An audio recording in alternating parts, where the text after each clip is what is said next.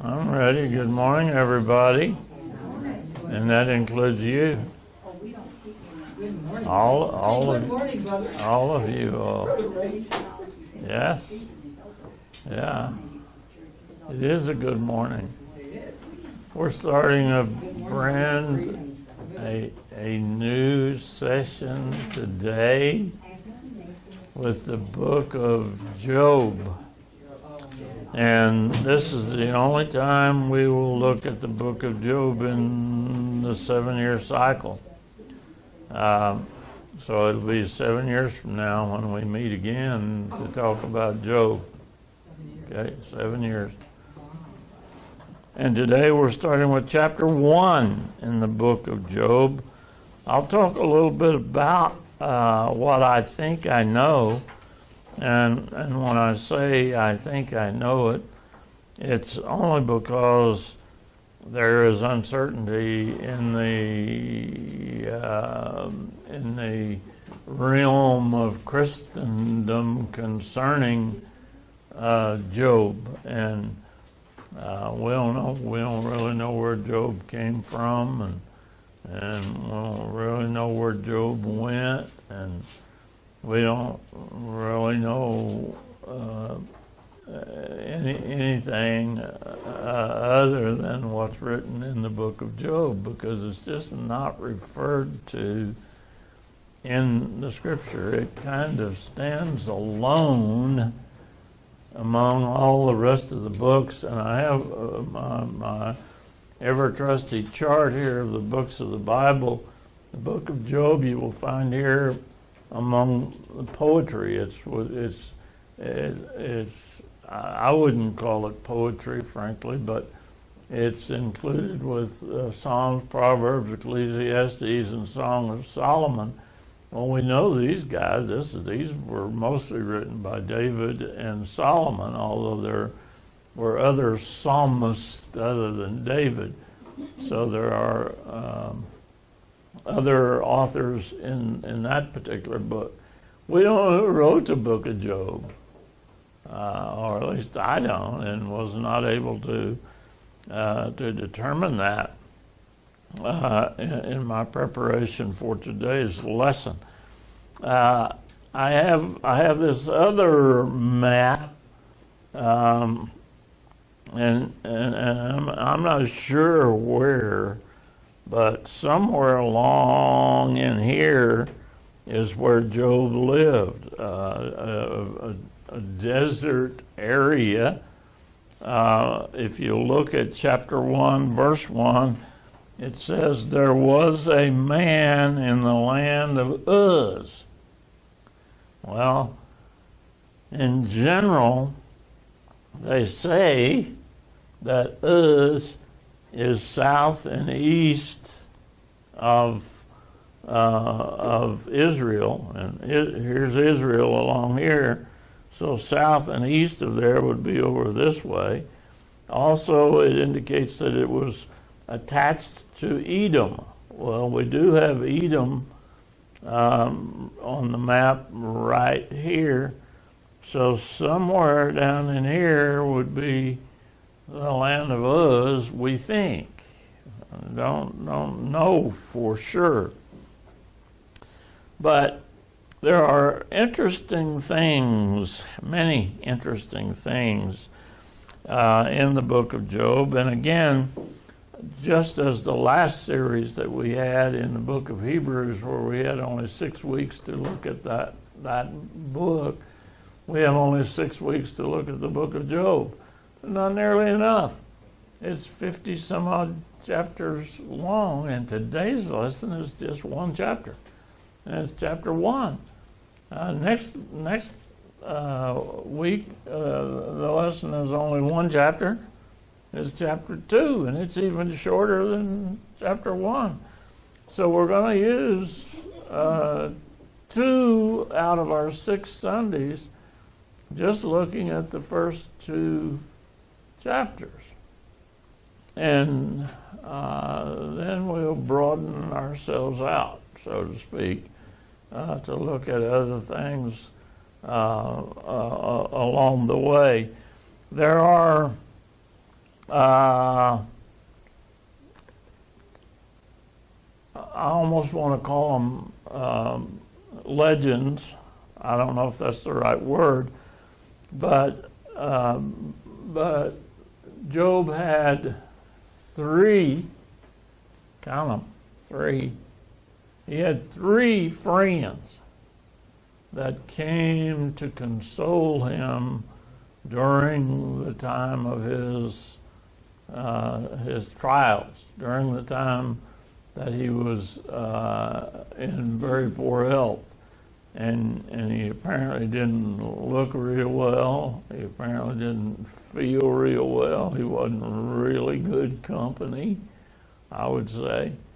But the friends came to visit him, and they gave him different kinds of advice, but they all amounted to the same thing, which was to curse God and die. Just get out of the sorry, sad state of affairs that you're in, Job. The only way out is death. Well, if you stay with the story, and we will, I've already mentioned that the first two of our 6 lessons are just going to be the first 2 chapters. But then, late in the book, God comes to talk to Job. And that's when it really gets, in my opinion, that's when it really gets interesting. When God is coming and talking personally with Job and about the circumstances that he has experienced, situations that he's been in, that sort of thing. But I don't want to get ahead of myself. I have a question. Go ahead. Okay, he wasn't in the land of Israel. Was he a Jew or was he a Gentile? Do you know? I don't know. He was not in the land of Israel. He was in the east of Israel. It's very clear that he's east of Israel. We'll read More that. likely he's in Moab or something. Well, But he he was was most- a Gentile. Well, No, he was probably like a Moabite. well, More it- likely. it indicates that he was south and east of Israel. Well, Israel comes all the way down to here. So south and east would be further down this way, I think, and it does indicate that it was attached to Edom. When Job talks about God, he's talking about the God of the Jews, right? Oh yeah, it's talking about God. Yeah. Yeah. He wasn't. Well, He knew God, but he might not have been Jewish. well, he. Well, Jewish is a loaded term because that term wasn't even around. Yeah, it didn't exist at the time. Yeah. The indication is that he lived about the same time that Abraham lived. But Okay. let me tell you that I have heard in my lifetime of religious association, I have heard that Job is the oldest book in the Bible. Well, I used to accept that. I don't believe that anymore, because Moses wrote these.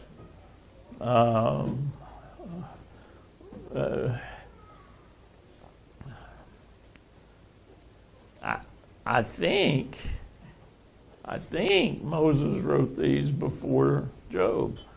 I don't know that, and I don't mean to be asserting any authority over those who have proclaimed that Job is perhaps the oldest book in the Bible. I don't mean that. I don't mean to be argumentative. I don't mean to be anything. I'm just setting forward facts as I know them to my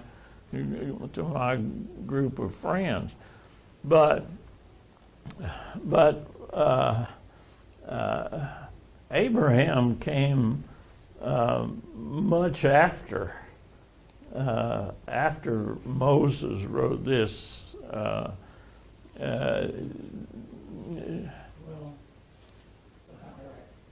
Moses wrote about what preceded him. Yeah, Abraham was before Moses. Yeah.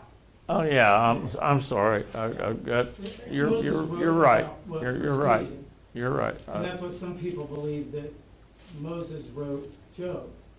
And tradition says, they traditionally would say that Moses wrote Job. But then there's others who believe Solomon wrote Job. So, and some people believe Job wrote Job. Yeah, So there's a lot of different speculation. And the point that I was making before I made the mistake and made a mess out of the timing or the sequence of things there, but the point is that nobody really knows, apparently, and they. The land of Uz that's mentioned in verse 1 that I just have read that first sentence, the land of Uz is only mentioned 2 other times, and it's mentioned by Jeremiah. Mentioned once in the book of Jeremiah and once in the book of Lamentations, which Jeremiah wrote. So these 2 books here of the major prophets. But there are other references in the scripture to individuals named Uz. So most places, most streets, most towns, cities, villages, whatever you want to call them, bear somebody's names. Even, we even name our schools after people. Israel. And yeah, Israel was a person. Like Houston is named after Houston. Spring.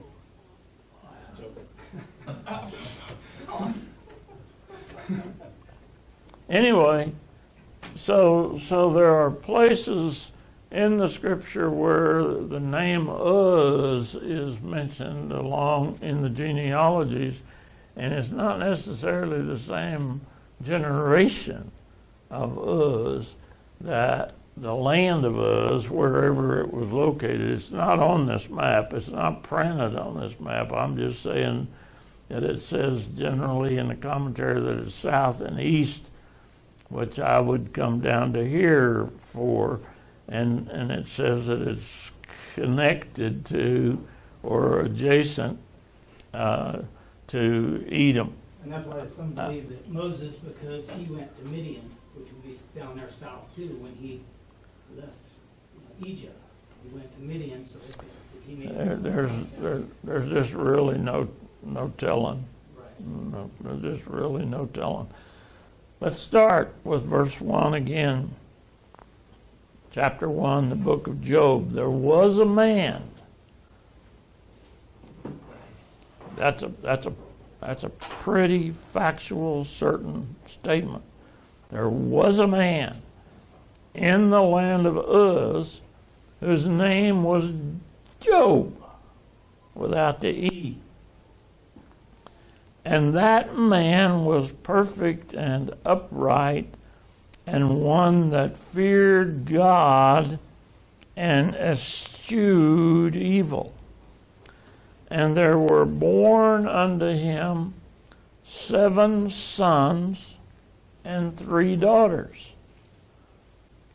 His substance also was, listen to this, 7,000 sheep and 3,000 camels and 1,000 oxen, or 500 yoke of oxen, but a yoke is 2. 500 yoke of oxen and 500 donkeys, or she-asses, it says here, and a very great household.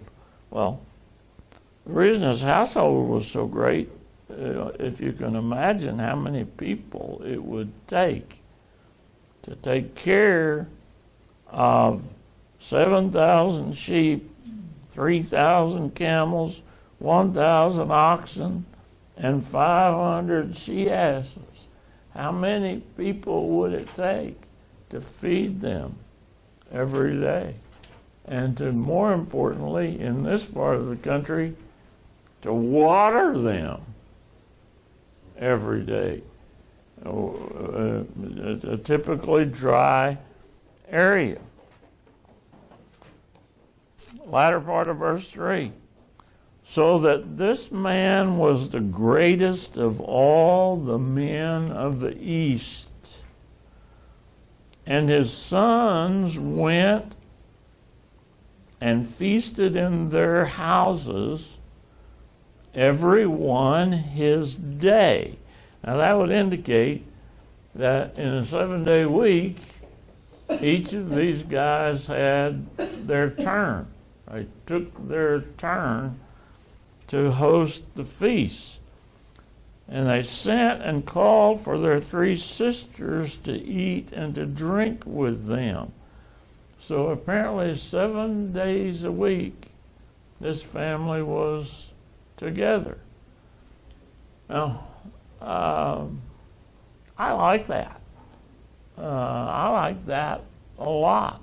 That there was, whether I like it or not doesn't really matter, of course. But what I most wanted as a parent when Dorothy and I were raising our 3 children was that when they become adults, that they would be friends, and that they would want to be with one another and keep the family close, if you will.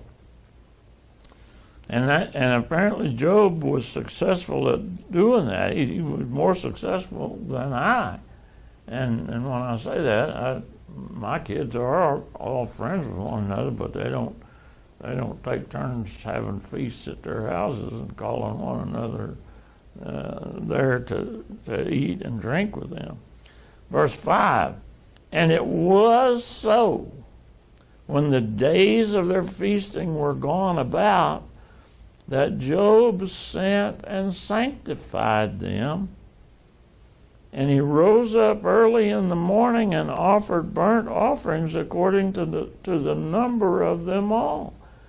Well, what that seems to imply, and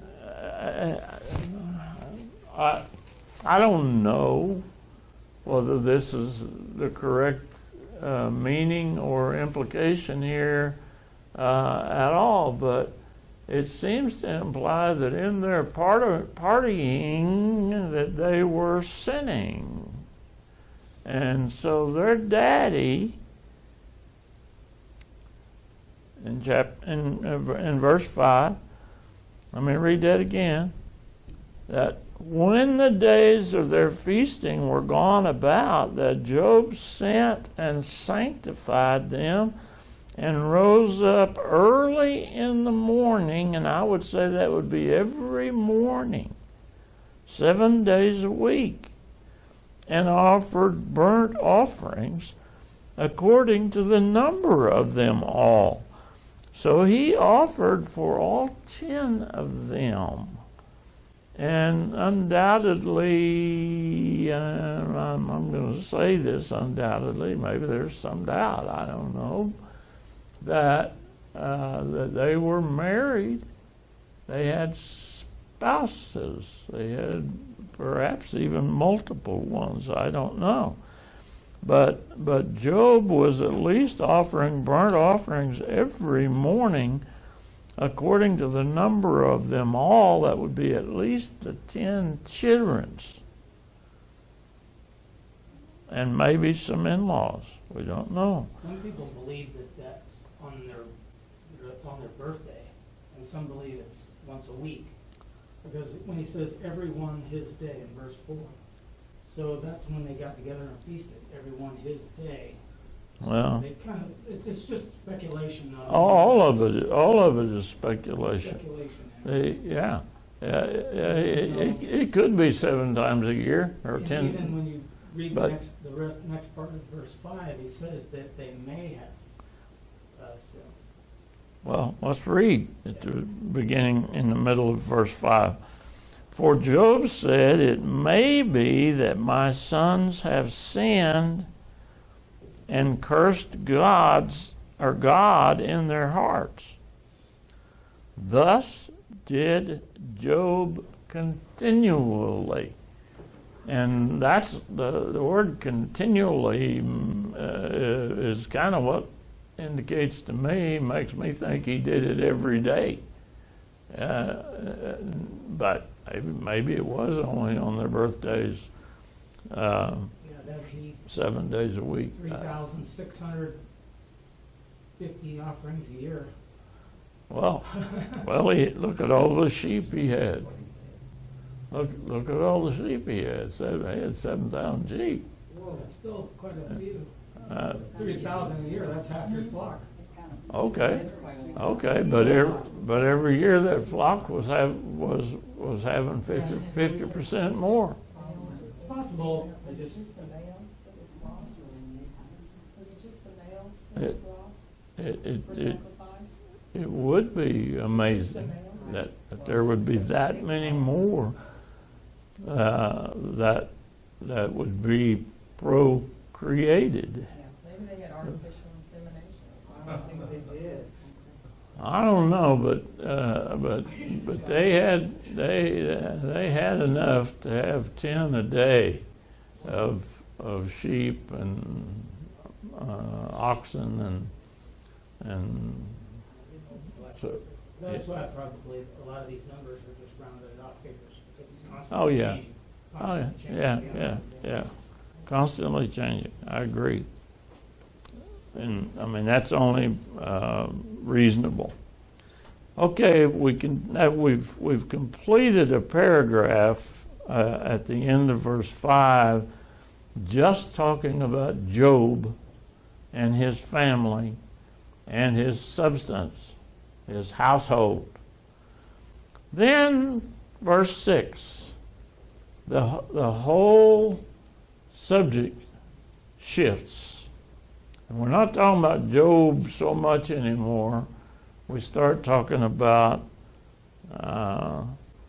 things that happened in heaven as opposed to things that happened on earth in the land of Uz.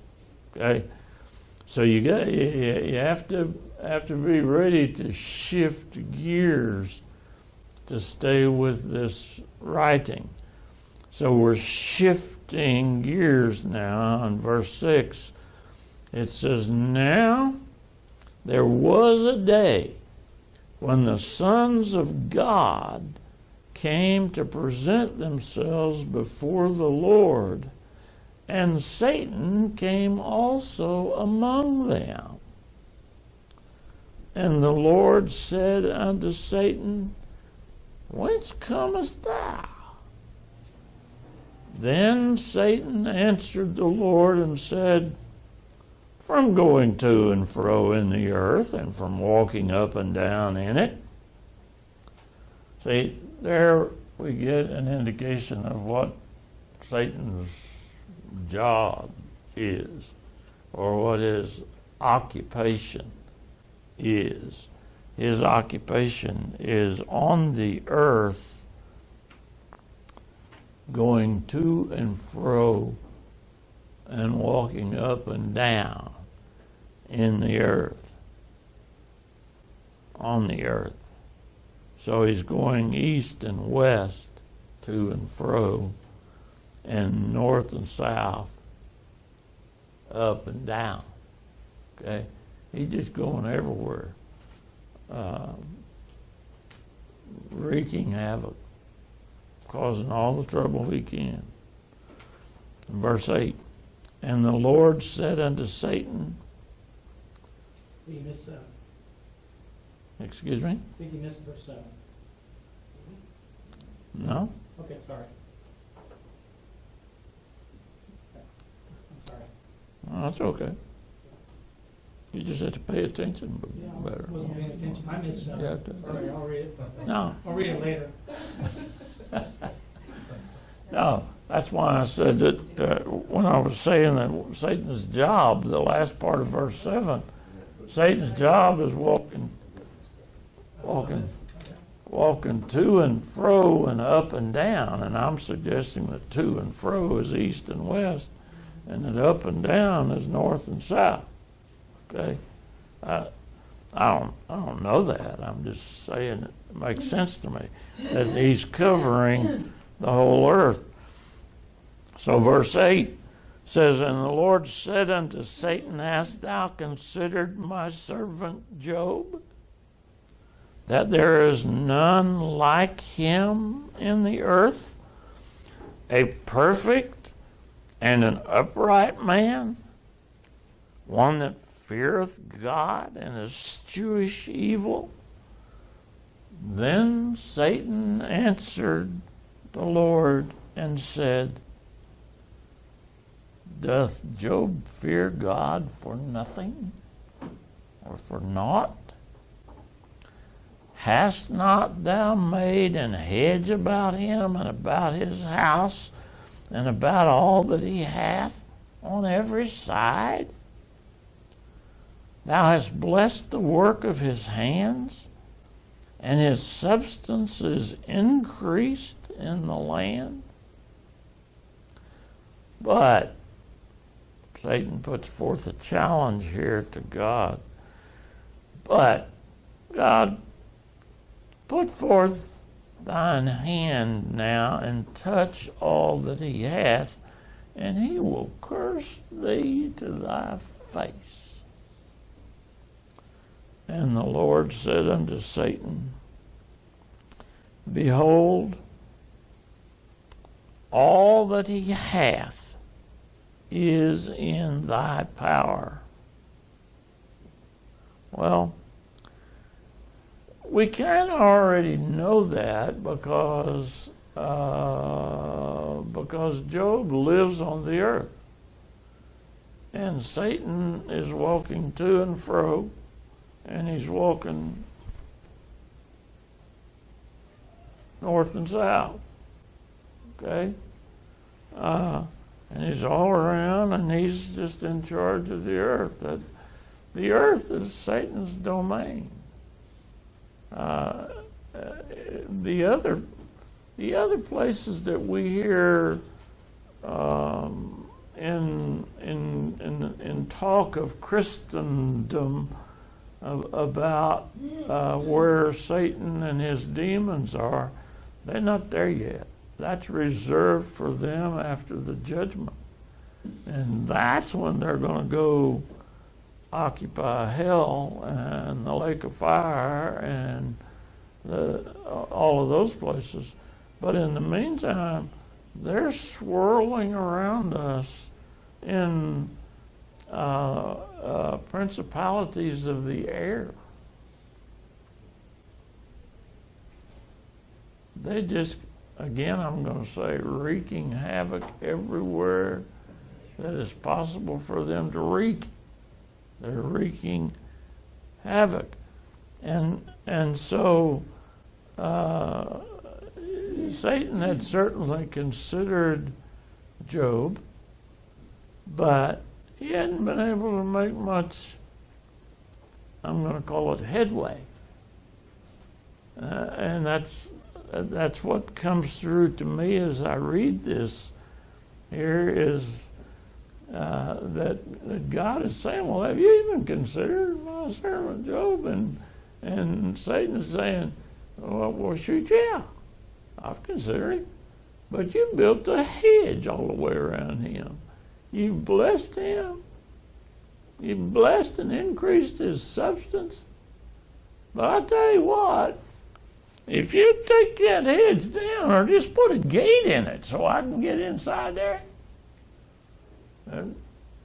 you curse you to your face.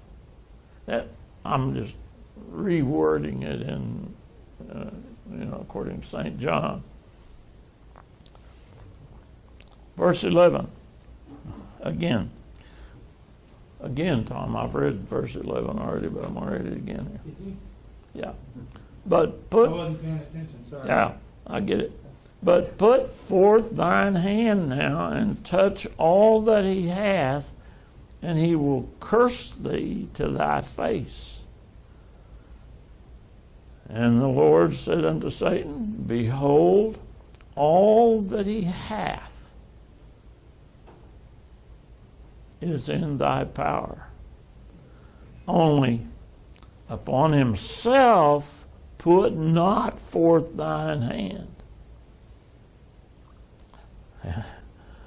I think right there, it doesn't say so in the scripture, but I think Satan clapped his hand. A hot diggity. Here I go. I'm gonna go do that. So Satan went forth from the presence of the Lord. Then we got another new paragraph, verse 13, and we come out of that heavenly realm. See, we had the first 5 verses was one scene on earth, and then the next, whatever that would be, 7 verses, 6 through 12 would be a heavenly discussion between God and Satan, and now we're back on earth, starting with verse 13. And there was a day when his sons and his daughters were eating and drinking wine in their eldest brother's house. And there came a messenger unto Job and said, The oxen were plowing, and the asses feeding beside them, and the Sabaeans fell upon them and took them away. Now, we believe that the Sabaeans are from the land of Sheba. And I say we believe that. I believe it only because I read it in commentary. It doesn't say it in Scripture. And my map doesn't have the land of Sheba on it, but we know that it too is down this way. So it wouldn't have been a hard thing for the Sabaeans to come from Sheba up to Uz, wherever Uz is around in here. And basically they did what we did in the Old West. I say we, I wasn't here at the time, but undoubtedly you've heard of cattle rustling.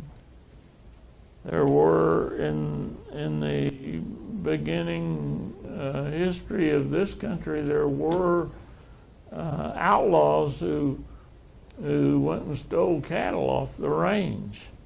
And that was what happened here. Verse 15, the Sabaeans fell upon them and took them away. Yeah, they have slain the servants with the edge of the sword, and I only am escaped alone to tell thee. All right, the servants he's talking about are the guys that were tending the oxen, that were plowing, and that were tending the asses that were grazing in the field beside them. So a good portion of Job's household got struck dead by the edge of the sword by marauding cattle rustlers who came and stole all the oxen and the donkeys. Verse 16, while that fellow was yet speaking, there came also another fellow, and he said, the fire of God is fallen from heaven and hath burned up the sheep and the servants and consumed them, and I only am escaped alone to tell thee. Okay, so now he doesn't have 7,000 sheep anymore. He doesn't have 1,000 oxen anymore. And he doesn't have 500 she-asses anymore. Verse 17. Now while that fellow was yet speaking, there came also another fellow, And he said, the Chaldeans made out 3 bands, and they fell upon the camels, and have carried them away, and slain the servants with the edge of the sword. And I only am escaped alone to tell thee. Now the Chaldeans, again, my map doesn't come over far enough, but basically Babylon is the sort of the center of operations, if you will, of the Chaldeans, or the land of the Chaldees, if you will. And again, it would be relatively easy for them to come into this area to in this case rustle the camels. So now, if you go back to verse 3, his substance also was 0 sheep, and 0 camels, and 0 oxen, and 0 she-asses, and a very small household is what he had left. He had at least these 4, well, only 3 at this point, but we're about to get to the 4th one. Verse 18. While this fellow was yet speaking, there came also another fellow and said, Thy sons and thy daughters were eating and drinking wine in their eldest brother's house. And behold, there came a great wind from the wilderness and smote the 4 corners of the house, and it fell upon the young men, and I think the young women, and they are dead. And I only am escaped alone to tell thee. So he had 4 messengers or bearers of bad news. Here's what Job did, verse 20. Then Job arose. And let me tell you, this was like poking his thumb in the eye of Satan, from what Satan had earlier said. If you just reach out your hand, God, if you just give me a gate and let me inside there where I can get to him, he'll curse you to your face. But here's what happened. He didn't curse. Then Job arose and he rent his mantle and shaved his head, those were common forms of mourning in that day. And he fell down upon the ground and he worshiped and said, Naked came I out of my mother's womb, and naked shall I return thither. The Lord gave, and the Lord hath taken away. Blessed be the name of the Lord. I'm pretty sure that's not what Satan was expecting or wanted to hear. Verse 22. In all this Job sinned not, nor charged God foolishly. Now, folks, this first verse is first chapter is an excellent example for us to use in life when hard times fall on us, when all that we have is taken. It just disappears. Your lifestyle changes completely from what it was before. There's still God. and we're still obligated to Him. We're still obligated to worship Him. I'm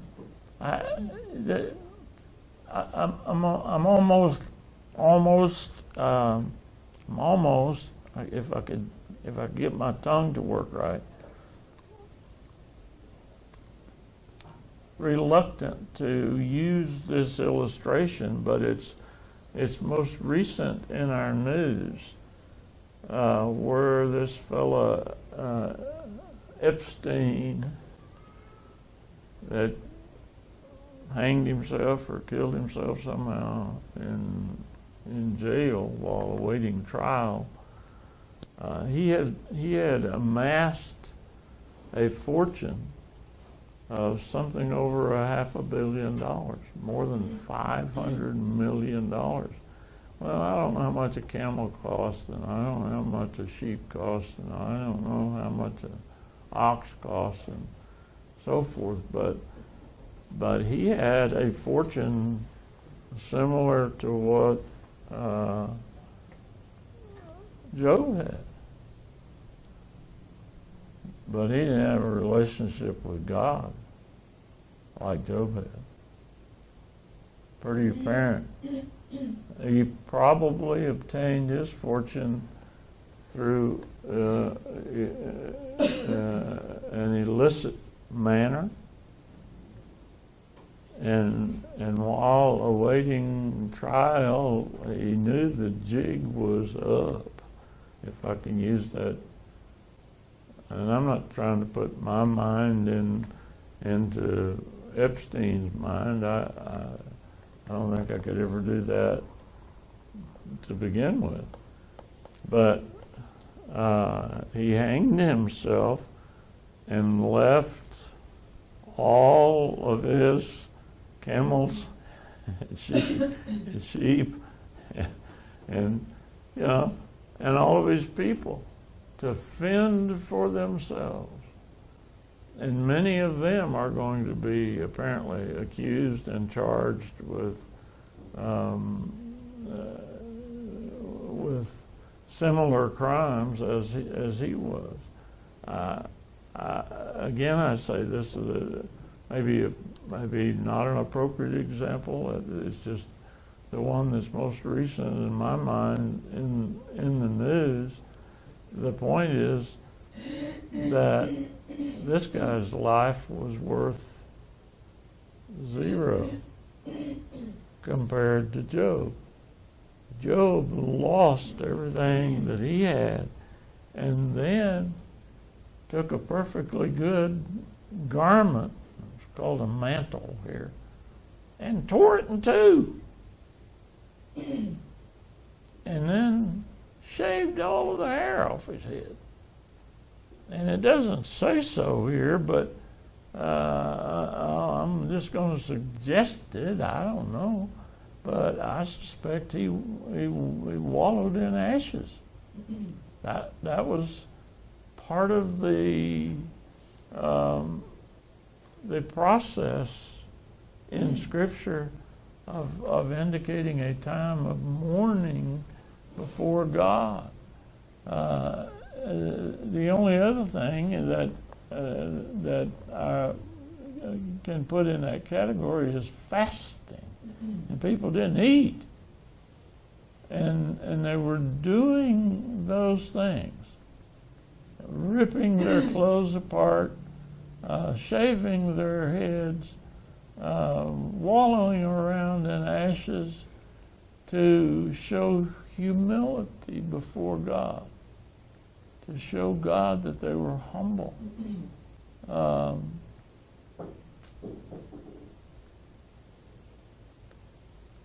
That's the lesson for us today, to see how that Job endured the first test. Now, next week, in chapter 2, which I'm not going to cover chapter 2 today, but I think that when we first start talking about Job, what we think about, or at least what I think about, is I think about the terrible boils that he had on his body from the soles of his feet to the crown of his head, and the pain that he endured and that sort of thing. And I'll leave that for next week's lesson. But the point is, again, it's one thing to lose your substance and have your health, which is where we find Job at the end of chapter 1. But it's a whole nother thing to lose your substance and to lose your health.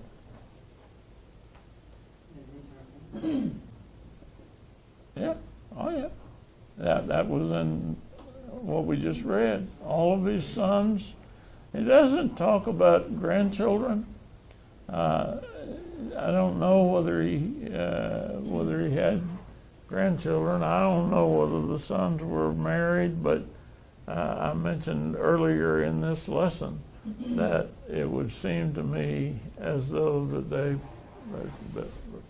probably there were some in-laws and maybe some grandchildren. I don't know, but whoever it was that was in that house that day that had gathered together, when the wind came and the house collapsed, they all died. And they were all kin to Brother Job. So, the lesson for us is that when it happens to us, we got Job to go look at and see how to act, to see how we should respond.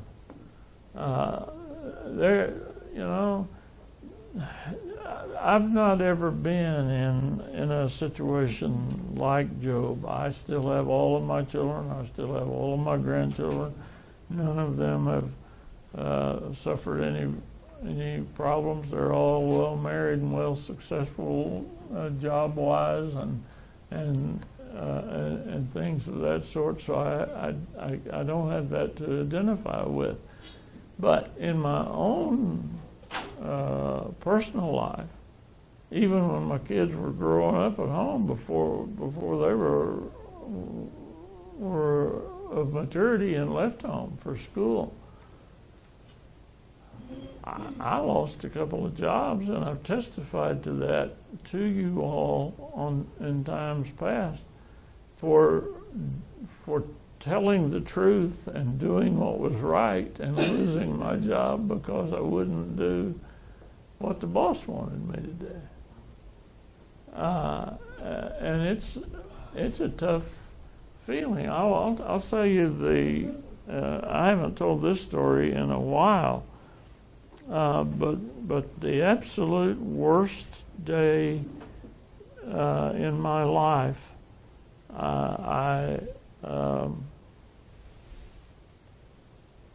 I was being separated, if you will, from a job that I had held for a few years, and ahead of time, the departure date had been set for sometime in April, and the year was 1987. And as we approached that date, they said, "No, if you'll stay on, we'll keep you until," and I forget the date, but I think it was July or August, some other time was set. And as we approached that date, so this is the final time. And they set my date for termination. My last day of work was supposed to be Friday, the 13th of November, 1987. So I was, and that appeared to be the final date. So I was busily handing off my work to my successors and so forth, and I was taking people out and introducing them to clients. And on the 10th day of November, which would have been Tuesday, the 10th, because Friday the 13th was supposed to be my last day. So on Tuesday the 10th, I had guests from Dallas that I took out to the ship channel to a client out there that was called Texas Petrochemicals. And I took them to introduce them to the principals, the owners and CEO and so forth. And we did that. And we came back to my office, and they were with me. Before they had to go to the airport and leave, we still had some things to button up, so to speak. And one of my assistants came to me as soon as I came in the door and said, "John, I need to talk to you." And I said, "Well, come on, Andy, can't you, I need to be with these." He said, "No, I need to talk to you now. Would you come into my office?" So I said, "Okay." And I excused myself from these guests that I had from Dallas and went into Andy's office, and he closed the door and he said, "A little while ago, your brother called for you, and your dad died this morning."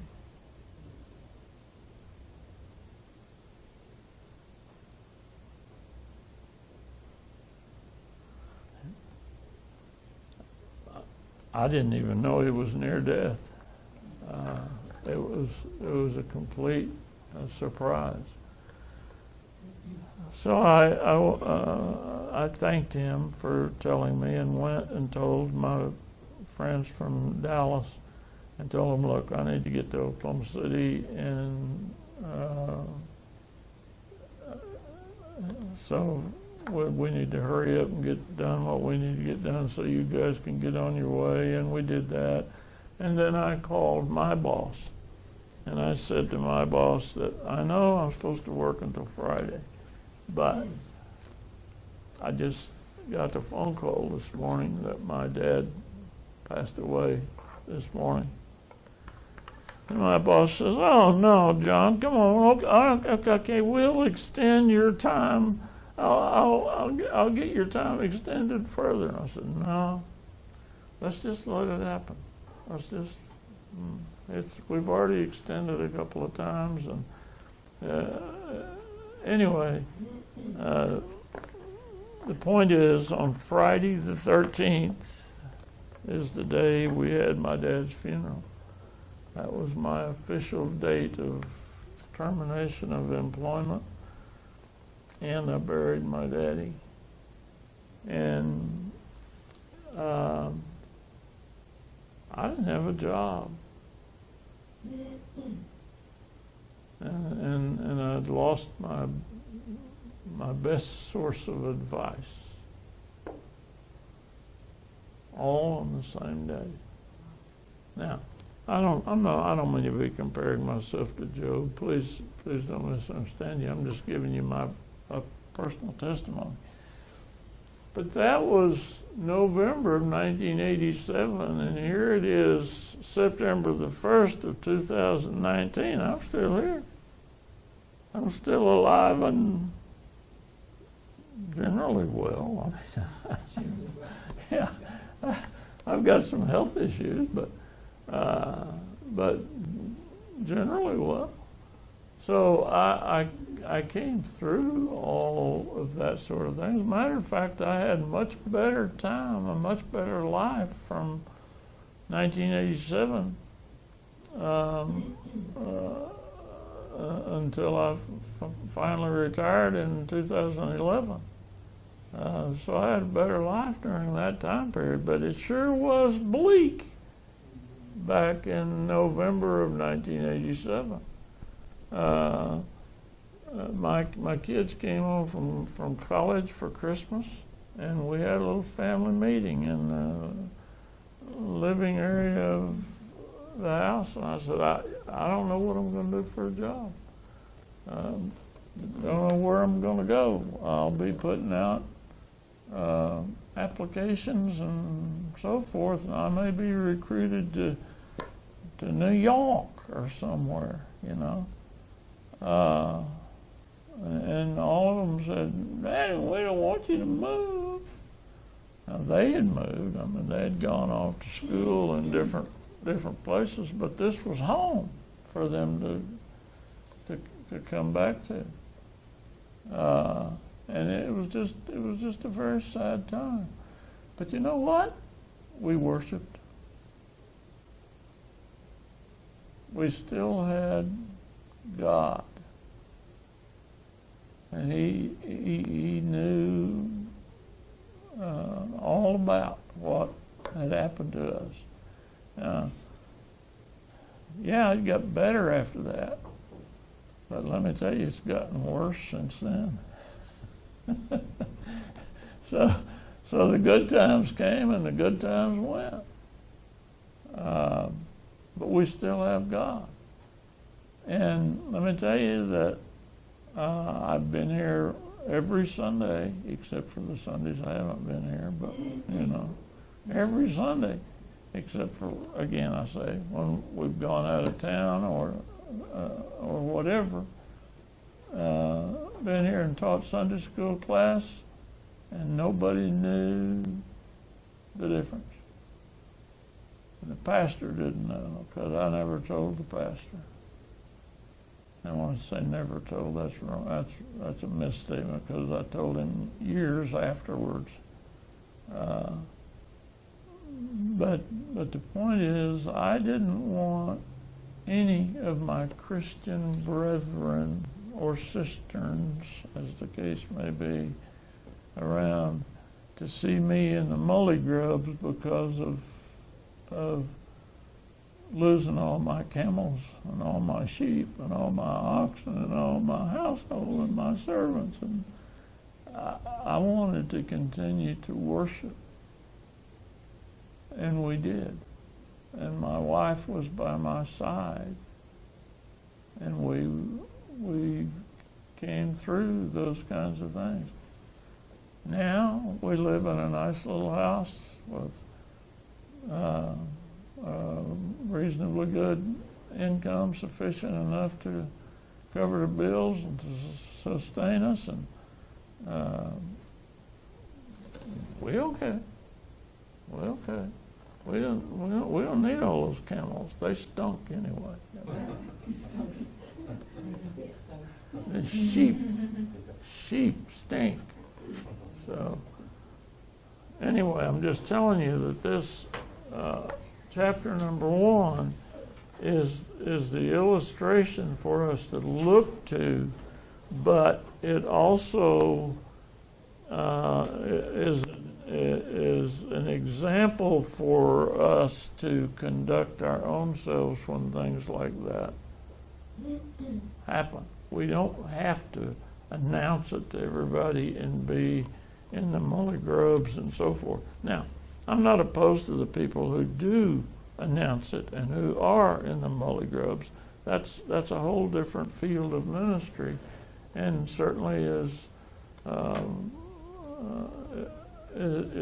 okay if it affects people that way. It's all right. That doesn't mean God doesn't love you still. Well, certainly Job had no control over that. Yeah, Job didn't do that to me. He didn't. He didn't have any control over it. I mean, if you That have all your children die, that was a joke. people are going to find out. That was a joke. Oh. I meant Job didn't do to me what happened to me, you know.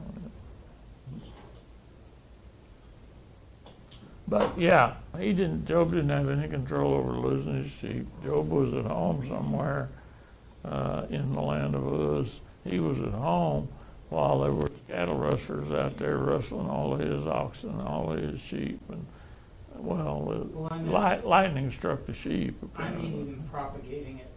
When something that tragic happens to Oh, someone, yeah. everyone finds out. Sure, it's on the news. Yeah, I mean, especially him being, a very rich man, or the richest man. Yeah, If you're the richest man in the land, like somebody like Epstein, you're using him as a comparison yeah, analogy, but everyone finds out. The richest guy all of a sudden is bankrupt. Everyone finds out. Bill Gates is all of a sudden bankrupt and loses all of his children and loses everything he has, and one day everyone's going to find out. So they don't have any control over that. Everyone's going to find out about that. yep. They don't even have any control over everybody finding out how rich they are, Yeah. because it Well, becomes they're a corporation. it becomes public knowledge and all that sort of thing. Anyway, any other thoughts or questions or comments? I want to tell you that I made reference earlier to being here every week. I've been here every week except for the times I haven't. Well, I'm not going to be here next week. Be out of town. We're going to be gone on vacation, so Tom will be here. And I urge each of you to come and be here when Tom is here. 2 weeks from today, I should be, Lord willing, creek don't rise, all those things. I should be back here in my spot. We're gonna keep it a secret. Good. Yeah. Good. It won't be like last time where nobody showed I up. swear to God, we won't Only tell had any of the one or other two. You won't tell anybody. Sunday schoolers. Yeah. All right. Anything else? Then let's pray. Lord, we're indeed thankful to you that you left for us such an example as our friend, our brother Job, that we can look to the circumstances that he had, and yet he still worshiped. He worshiped. He worshiped. And he worshiped some more. Thank you, Lord, for that example and for that illustration. We've come here today to worship you just like Job did. We're going to worship you today in the name of Jesus of Nazareth, who indeed is the Son of God. Amen. God bless you for being in his house today.